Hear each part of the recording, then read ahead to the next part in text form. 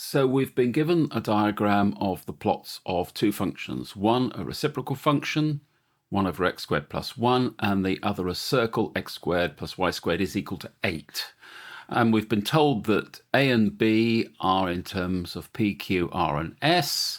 Using the graphs above, find the solutions for the meeting points of these two equations.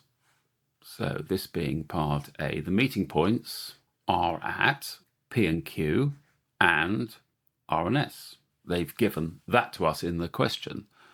These two meeting points here. But what about these 2 points here? So A dashed, I'll call this. And because of the symmetry, point A dashed will have the same y value, which is Q, but a negative x value. And B dashed will have the same y value of S, but it will have negative R. Okay, now part B.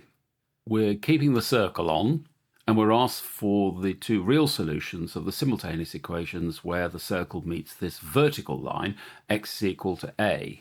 So if that was the line x is equal to a, our two solutions would be here and here. So this red line is allowed to travel left and right anywhere it likes. So what are the limits of the two solutions? So if the line was here, we would only get one solution. And where is this point? Well, this point is root 8 away from the origin. So our first limit will be a is less than the square root of 8, the radius of the circle. Now on the other side, it can't be less than negative root 8.